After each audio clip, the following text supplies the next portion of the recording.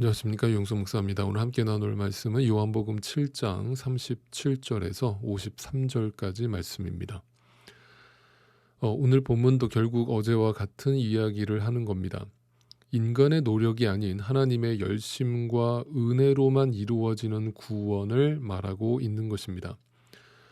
그래서 결국 성경 전체에서 이 얘기를 하고 있는 것이죠. 이것을 우리가 이해하지 못한다면 자꾸 성경을 인간의 노력으로, 인간의 머리로 이해하려는 잘못된 해석을 하게 되는 것입니다. 그래서 그 인간의 노력이라는 것이 얼마나 연약하고 부족하고 절대로 완성으로 나아갈 수 없다라는 것을 오늘 본문에서 이렇게 이야기하는 것입니다. 오늘 37절이 그래서 목마름의 이야기로 시작하는 겁니다. 여러분, 목마름이 뭐죠?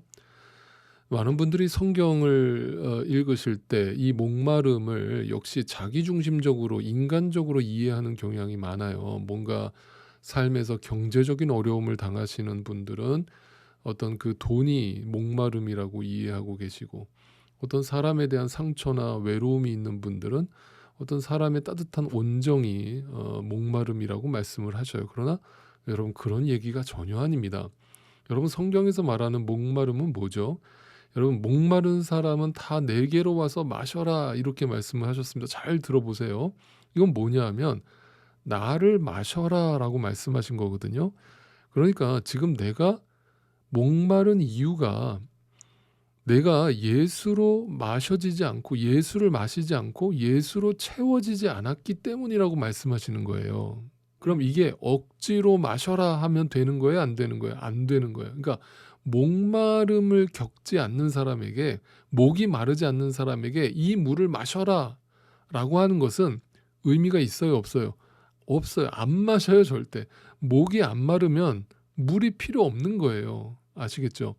그러면 결국 여기서 말하면 예수님에 대해서, 진리에 대해서 목마르지 않는다면 아무리 예수를 마셔라 라고 외친다고 할지라도 그걸 마실 생각이 있어요, 없어요? 그 생각이 안 난다는 거예요. 아시겠습니까? 그래서 제가 늘 말씀드리는 게, 복음이라고 하는 건 절대 강제가 아니에요. 강요가 아니에요. 그 사람 안에 절실한 목마름과 배고픔이 먼저 선행되어야 한다니까요. 그래서 하나님은 복음을 주시기 전에 구약이라는, 율법이라는 긴 광야의 시간을 우리에게 주신 거예요. 그걸 통해 목마르게 하신 거예요. 오늘날도 똑같아요. 하나님은 절대 자기가 사랑하는 백성들에게 이 땅에서 등 따시고 배부른 삶을 주시지 않아요. 광야를 주신다니까요. 고난을 주시고, 아픔을 주시고, 상처를 주시고, 배고픔을 주셔요.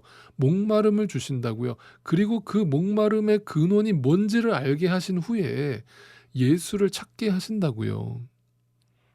네, 그게 복음이에요. 그래서 그 복음이 그 사람에게는 복된 소식, 기쁜 소식으로 들려오는 거예요. 그러니까 이 말씀도 목마른 사람들아 다 내게로 와라, 예수를 믿어라, 예수께로 나아갑시다, 예수를 잘 믿읍시다가 아니에요. 그쪽으로 가면 되는 게 아니고요. 여러분은 목마르십니까? 여러분은 목마름을 경험해야만 그 예수를 찾게 될 것입니다라는 이야기를 하는 거예요. 먼저 탕자가 되라예요. 목마름과 배고픔을 경험하지 않는다면 우리는 절대 예수를 찾지 않는다는 겁니다. 그냥 예수 믿어도 그만, 안 믿어도 그만, 난 지금 너무 행복한데 뭐가 필요할 게 있다고 내가 그렇게 교회를 다녀, 난 지금 너무 내 삶이 만족스러운데, 이런다고요. 목마름이 없기 때문이거든요. 그래서 예수님이 이렇게 말씀하십니다. 나를 믿는 사람은 성경이 말한 바와 같이 그의 배에서 생수가 강물처럼 흘러나올 것이다. 그 배는 뭐예요? 나예요, 나. 나라는 우상이란 말이에요. 배는 욕망의 상징이에요. 그 나라고 하는 우상 속에서 생수의 강물이 흘러나와요. 그건 뭐예요? 그 배가 고픈 거거든요. 목이 마른 거거든요. 그 필요가 있었을 때 그 안에 비로소 생수가 담긴다, 이 말이에요. 그 생수는 누구를 얘기하는 거냐면 39절 보세요. 예수를 믿은 사람이 받게 될 성령을 가리켜서 하신 말씀이에요. 성령은 내가 오세요 하면 오시고 가세요 하면 가시는 분이 아니죠. 그분이 한번 내 안에 들어오시면 영원토록 내 안에 거주하시면서 내 안에서 생수가 흘러 넘치게 만드시는 분이라는 거예요. 그분이.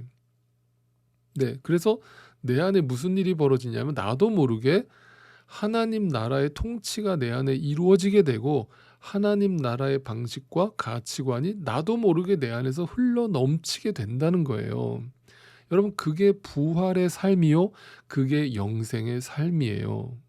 이 땅에서 좀 내가 고난을 받고 욕을 먹고 무시당하고 손해를 봐도 그것을 세상적 방법으로 되갚아주는 그런 삶이 아니라 사랑으로 갚아주고 용서로 갚아주고 섬겨주는 삶으로 나아가게 되어 있다는 거예요. 나도 모르게. 세상에서 바보 천치 취급을 당하더라도 내가 노력해서 뭔가 그것을 성인군자처럼 살 수 있는 게 아니라 내 안에 예수 그리스도의 법, 성령 하나님께서 나도 모르게 그렇게 살게 하신다는 거예요. 예수의 증인으로 살게 하신다는 거예요. 부활의 증인으로 살게 하신다는 거예요. 이것이 성령 충만이에요. 어떤 신비적인 역사가 성령 충만이 아니고요. 자, 그런데 문제는 40절 말씀을 보십시오. 이 자기 영광에 취해 있는 자들은 그 자기 영광 속에 빠져서 이 예수 그리스도를 알아보지 못해요. 알아보지 못하니까 그들의 민낯이 드러나는데 그 대제사장들과 바리새인들이 조직적으로 움직여서 이 예수를 잡아 죽이려는 음모를 꾸미기 시작해요. 그런데 사람들 가운데 이 예수님 때문에 혼란이 일어났습니다. 어떤 혼란이 일어났냐면 분명 뭔가 이 사람이 특별한 것 같기는 한데 성경에는 분명 베들레헴에서 메시아가 난다라고 말하고 있는데 그리고 다윗의 후손으로 온다고 되어 있는데 이 사람은 지금 갈릴리 출신 아닌가?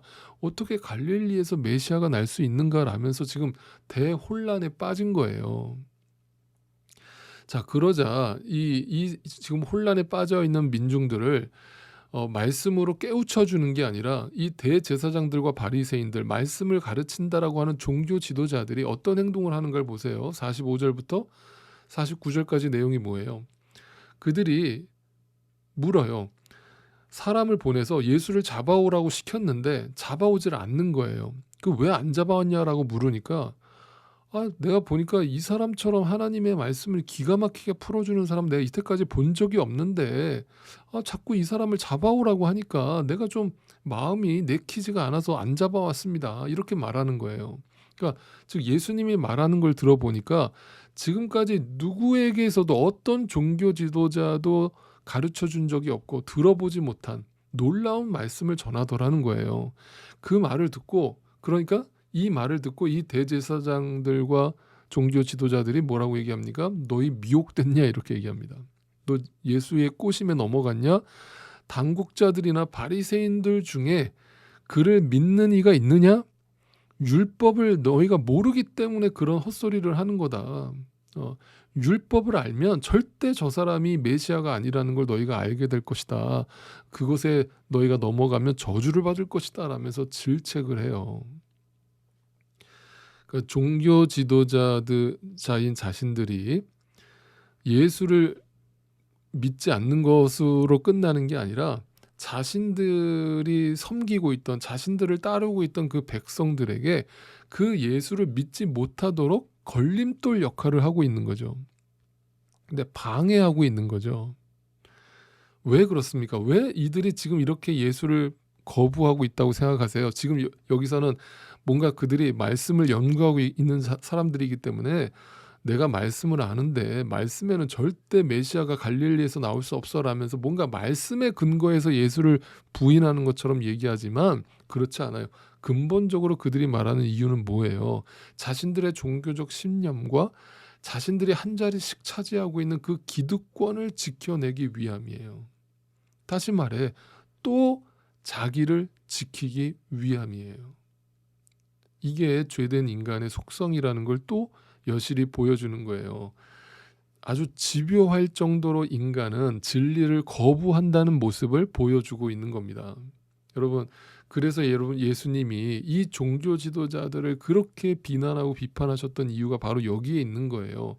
마태복음 23장으로 잠깐 가보세요. 15절입니다. 율법학자들과 바리새파 사람들아, 종교 지도자들아, 위선자들아, 너희에게 화가 있다. 너희는 개종자 한 사람을 만들려고 바다와 육지를 두루 다니다가 하나가 생기면 그를 너희보다 배나 더 못된 지옥 자식으로 만들어 버리기 때문이다. 이게 무슨 말씀인지 아십니까? 교회가 불신자를 양산하고 있다는 말이에요. 충격적이십니까? 여러분, 이게 예수님 당시만 이런 게 아니고요. 진리의 눈을 뜨지 못한 자들이 그 눈에 보이는 인간의 행위에 집착하면서 자신들이 세운 왕국을 지켜내기 위해서 예수를 모함하고 비난하고 죽여버리면서 자신들의 기득권을 지켜내려고 발버둥을 치고 있다는 모습을 지금 예수님이 보여주고 계시는 거예요. 지적하고 계시는 겁니다. 그러면서 그들이 뭐라고 얘기합니까? 백성들한테 자기만 믿고 따라오라는 거예요. 그러면서 거짓 선동을 하는 겁니다. 오늘날도 똑같아요. 여러분, 교회를 지키려고 하지 마세요. 예수 그리스도를 사랑하면요, 교회는 지켜지게 되어 있어요. 그런데 내 교회, 우리 교회를 지키겠다고 하는 이들을 보면요, 그 마음속 중심에는요, 예수 그리스도 때문이 아니에요. 하나님 때문이 아닙니다. 자기의 유익과 이익과 기득권을 지켜내기 위한 거예요.